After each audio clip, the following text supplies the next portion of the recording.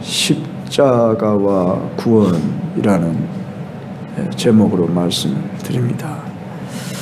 물론 앞에서도 이미 구원에 대한 이야기 많이 했지만 오늘은 십자가로 말미암아 우리에게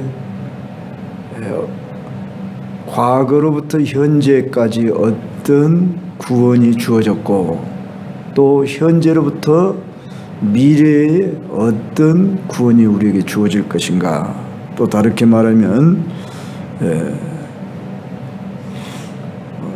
우리 주 예수 그리스도의 십자가의 죽음으로 말미암아 우리에게 주어진 죄 사함의 축복, 이걸 구원이라고 말하는데 이 구원의 축복이 무엇인가, 이미 이루어진 일과 앞으로 이루어질 구원의 축복에 대해서 살펴보도록 하겠습니다. 오늘 본문에 의하면 4절에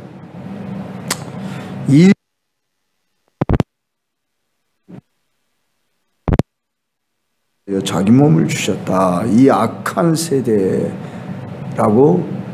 말씀합니다. 우리가 살고 있는 이 악한 세대, 이 악한 세상에서 현재적으로 구원을 이루신다고 말입니다. 골로새서 1장 13절에서는 그가 우리를 흑암의 권세에서 건져내사 그의 사랑의 아들의 나라로 옮기셨다. 그 아들 안에서 우리가 성령 곧 제사함을 얻었다, 이렇게 말씀하는데 흑암의 권세라 그렇게 말합니다. 마귀의 그 권세를, 흑암의 권세, 거기서 건져내서 어디로 옮겼다고요? 그의 사랑의 아들의 나라로 옮기셨어요. 현재적으로. 그러니까 과거에 이루어진 사건이에요. 앞으로 옮길 것이니가 아니라 이미 우리를 그의 사랑의 아들의 나라, 하나님 나라에 옮겨버리셨어요.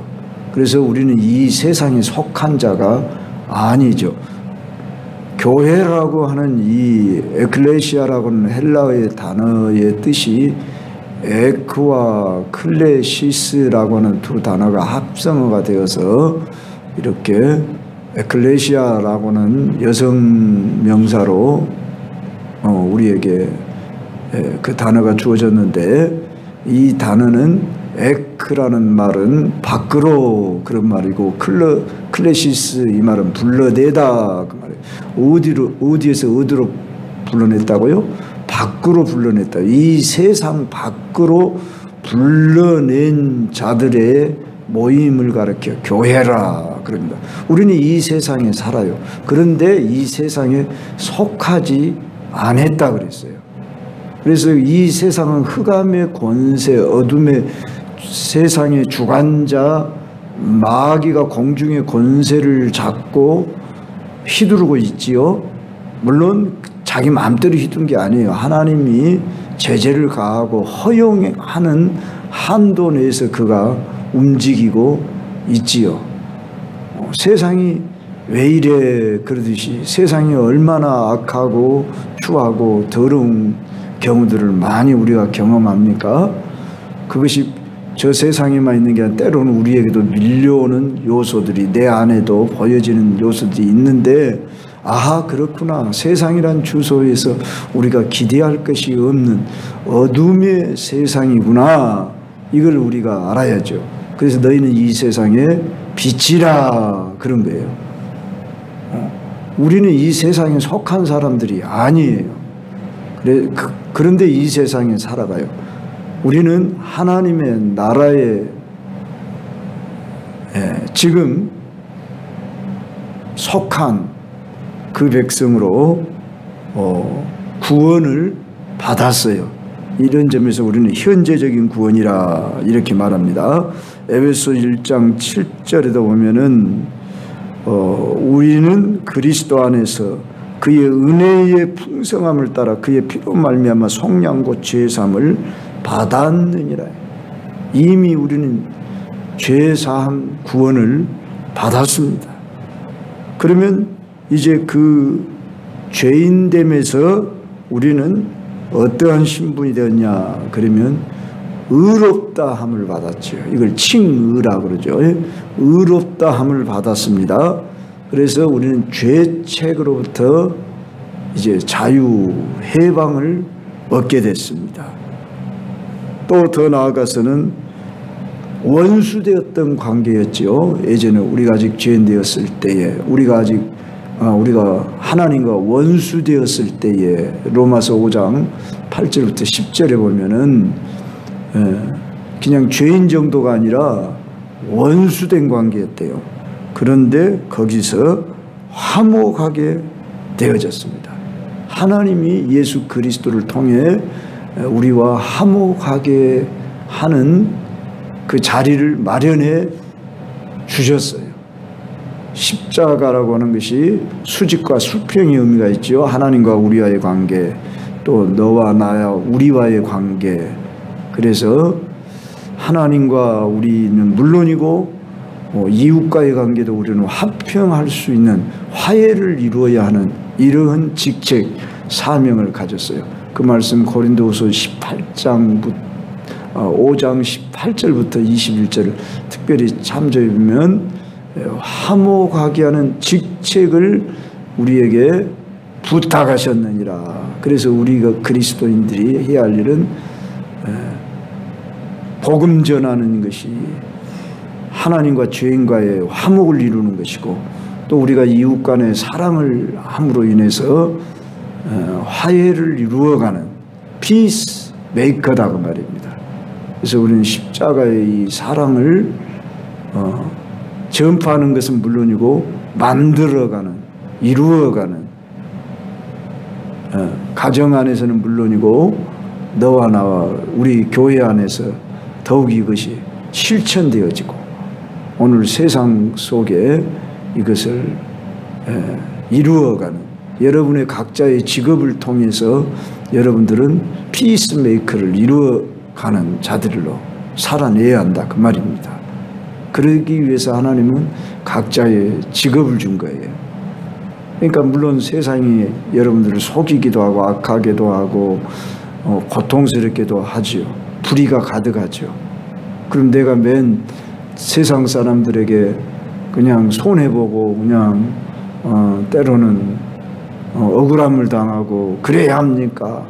정의를 부리지 않습니까? 물론 그래요. 우리는 이 세상 정부가 불의하고 악을 행할 때 그걸 그냥 참고 그냥 기도만 하고 있으라 그러지 않았습니다. 아모스서 같은 데를 보면은 사회를 향해서 정의를 부르짖고 그렇게 하라고 그랬습니다. 그런데 때로는 어떠지요? 불의와 악에 대해서 우리는 선으로 이겨라 그랬어요. 그러니까 우리는 고통스럽죠. 자, 이미 3.1절이 지났습니다만 얼마나 일제 그 억압 아래서 저들은 총칼을 들고 우리를 제압하는데 우리는 맨몸으로 태극기 하나 들고 세상으로 뛰어나간다는 것이 얼마나 우스꽝스럽습니까? 비폭력 무저항주의로 우리가 나아갈 때에 저들은 막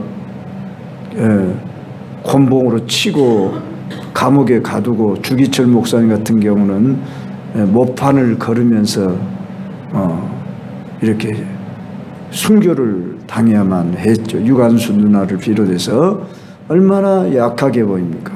그러나 세계적으로 이와 같은 참 저항운동은 찾아보기 힘들다 그러죠. 그런데 결국은 우리가 이겼지 않습니까? 그 당시에는 참 비참했지만은 역사의 수레바퀴는 1945년 8월 15일 해방을 가져다 주었습니다. 자, 이와 같이 우리는 현재 고난은 장차 나타날 영광과 좋게 비교할 수 없도다. 우리 주 예수 그리스도의 십자가는 어떻게 보면은 실패한 그런 자리처럼 보이지 않습니까? 막 비웃고 조롱하면서 야 너는 남은 구원하였으면서 왜 네 자신은 구원하지 못하냐, 너도 한번 십자가에서 내려와 보고 우리도 좀 구원해봐라. 심지어 좌우편의 강도들 중에 그런 비난을 조롱을 할 정도로 우리 예수님 모든 그런 비방 조롱을 다 당하면서 예수님은 침묵하셨더라. 왜 그러셨습니까? 곧 우리의 죄 문제를 해결하기 위해서, 우리에게 참 구원을 주셔야만 하기 때문에 예수님은 이런 모든 과정을 거치면서 우리에게 하나님의 아들됨, 양자의 지위를 얻게 했단 말입니다. 그래서 우리가 하나님을 아빠, 아버지 이렇게 부르게 하도록 하기 위해서 모든 그 십자가 고난을 참으셨습니다. 그래서 이제 우리를 영화롭게 하셨다고 로마서 8장 30절 보면, 미리 정하신 그들을 또한 부르시고 부르신 그들을 또한 의롭다 하시고 의롭다 하신 그들을 또한 영화롭게 하셨.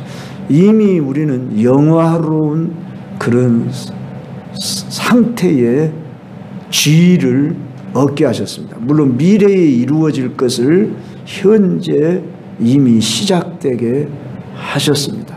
어린아이가 태어나면 그는 그 가족에 속하지 않습니까? 어린아이는 정말 말할 줄도 모르고 작은 생명체에 불과하지만 왜 잔치를 벌립니까? 뭐 돌당했다고 이제 도윤이 뭐 내일 모레 언제 돌당한다고 기다면은 6월 달로 내가 기억을 합니다. 그러면 자, 왜 기뻐합니까? 말도 못하고 어린아이인데 생명체로 앞으로 이제 성장할 것을 기대하고 바라보듯이 이미 우리 안에 지금 영화롭게 하셨느니라가 실제다 그 말입니다. 미래에 이루어질 일이지만 너는 이미 영화로운 자야. 그렇게 너는 우리 가족이야. 그리고 인침을 받았다. 우리 안에 예수 그리스도의 생명이 부여됐기 때문입니다. 그리고 이제 그리스도의 죽음으로 말미암아 현재적으로 주어지는 그 결과가 뭐냐 그러면은, 바울은 그의 인사 속에 꼭 빼놓지 않는 두 단어가 있지요. 은혜와 평강이 있기를 원하노라. 오늘 갈라디아서 1장 3절에도 은혜와 평강. 우리가 귀가 닳도록 듣는 말이 은혜요 평강이잖아요. 우린 지금 서로 간에 인사할 때도 샬롬 하죠. 근데 이게 실제적이어야 한단 말이에요. 실제적으로 주어진 것이다. 그럼 실제 주어졌는데 어떤 사람은 누리고 어떤 사람은 누리지 못하는 그 차이뿐이에요. 은혜는 뭐예요? 값없이 거저주시는 하나님의 호의라, 선물이라. 헬라어로 기억하면 좋습니다. 카리스라고 한다는데, 이 그냥 공짜로 줘버린 것이다 그 말이에요. 나의 어떤 잘남이나 무슨 착함이나 의로움이 전혀 없이 무조건적으로 내게 선물을 줬어요. 이것을 우리는 믿음이라고 하는 손을 통해서 받은 거예요. 이 은혜, 모든 것이 은혜. 그래서 우리 그런 찬송가도 부르잖아요. 이것도 은혜, 저것도 은혜. 다 은혜다. 은혜로 말미암아 우리에게 주어진 것이 이제 하나님과 우리가 화목하게 됨으로 누리는 것이 평강입니다. 그래서 여러분들이 평강을 누려야 합니다. 이건 믿음으로 누려지는 거예요. 조건부적으로 내가 지금 평강하게 됐어 지금 이러지 말자고요. 주님 때문에 모든 것이 하나님의 주권 아래 있다. 그럼에도 불구하고 나는 평강할 이유가 있는 사람이다. 하나님은 항상 옳습니다. 몇 년 전에 그 다니엘 그 기도에 간증한 것이 어렴풋이 생각납니다만, 불우한 가정에서 그 어머니가 계모였는데, 아무래도 계모가 자기한테 충분히 만족을 못 주지 않겠어요. 근데 어머니에게 내가 잘해야만 내가 내 자신이 평강이 올 것 같아서 그렇게 자기가 이렇게 잘했다는 거예요. 그런데 지나고 보니까 그 모든 것이 하나님이 다 옳았습니다. 참 그 말 그렇게 우리가 고백하기가 쉽지 않지요. 그것은 신앙에서 나온 고백 아니고는 할 수가 없는 거죠. 세상부터 이 미련한 거다, 이 바보야, 이 멍청아, 그러지 않겠어요? 네가 그만큼 당했으면 싸워야지, 대항해야지, 네 권리를 찾아야지, 그러지 않겠습니까? 그러나 주님 때문에 십자가의 은혜를 받은 사람 때문에 우리가 쉽지 않지만 또 부인하고 내 자신을 부인하고 주님은 옳습니다, 이렇게 고백할 수 있는 저와 여러분이 되도록 합시다. 이제 미래에 이루어지고 완성될 구원의 축복이 뭐냐, 세 가지로 여기 소개해 봤습니다. 그 첫째는 우리는 몸의 속량 곧 구속을 기다린다. 세상 만물도 회복되고 세상이 회복되기를 마치 신음하며 탄식하는 것으로 비유했어요. 그런데 곧 우리가 회복되어야 이 세상 만물도 회복되는 원래의 위치로, 원래보다 더 나은 회복이라고 봐야죠. 원래란 에덴이라고 하는 그 동산보다 훨씬 더 나은 새 창조가 이루어질 날, 그날을 우리는 약속을 받았습니다. 그것을 가리켜 우리 몸의 속량 구속을 기다린다, 그렇게 말씀합니다.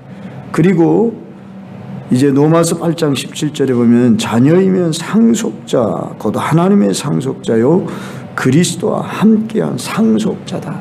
우리는 우리 하나님이 온 우주 만물의 통치자, 우리 주 예수 그리스도가 만왕의 왕, 우리는 그의 자녀. 자녀는 무엇을 받습니까? 부모로부터 상속을 마땅히 받습니다. 하늘의 유업을 받게 된다, 그 말입니다. 이미 현재적으로 받았지만 미래에 완성될 것이다, 그 말입니다. 그 주위에 우리가 실제적으로 누림이 있게 될 것이다. 그런데 이 땅에서는 어떻습니까? 고난이 따르지요. 현재의 고난은 장차 나타날 영광과 좋게 비교할 수 없다고 했을 때 그 장차 나타날 영광이 뭡니까?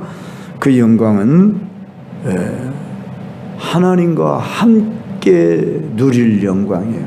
그러니까 우리는 먹든지 마시든지 무엇을 하든지 하나님의 영광을 위하여 하라, 이 말씀이 마치 나는 아무것도 아니고 하나님의 영광을 위한 뭔 아바타나 나는 도구밖에 안 되는 거야, 이렇게 은근히 우리 자아 챙기기가 우리 속에서 나오고 불평이 나올 수가 있을지 모르겠지만은 왜 그래야 한다고요? 하나님과 함께 영광을 누리기 위해서. 내가 자주 이야기하지만 내가 존재하는 이유, 살아가야 할 이유, 그 무엇이라고요? 하나님의 영광. 그 영광이 우리의 영광이 되기 때문이에요. 하나님이 영광을 받으셔야 우리에게는 참 자유가 있고 기쁨이 있어요. 우리 존재가 그렇게 만들어져 있어요, 내 안에. 근데 우리는 어떠죠? 죄된 나 자신의 육성 본성은 항상 뭐예요? 나의 만족, 나의 행복, 나의 영광, 이걸 챙기려고 그래요. 그래서 사탄이 준 생각이에요. 하나님의 이름이 영광을 받으시고 그래야만이 우리는 즉 하나님 안에서 누려지는 그 기쁨, 평안, 그러니까 기쁨의 행복이 그분의 영광이 내게 진정한 기쁨이 되다 그 말입니다. 하나님 안에서 주어지는, 무슨 말씀인지 이해 가시죠? 그래서 이제 그렇구나, 나는 사나 죽으나 주의 것이로다, 이런 고백이 실제가 되도록. 그러니까 그건 하나의 성경 구절의 말씀이만 기어서는 안 된다는 거죠. 사도 바울의 고백이 우리 모두의 고백이에요. 우리가 나를 위해 살고 죽는 사람이 없다. 로마서에 그런 말씀이 있죠. 로마서, 우리가 사나 죽으나 주의 것이로다 했을 때 왜 우리는 주의 것이라고 그러고 주 안에서만이 우리는 평안이 있느냐?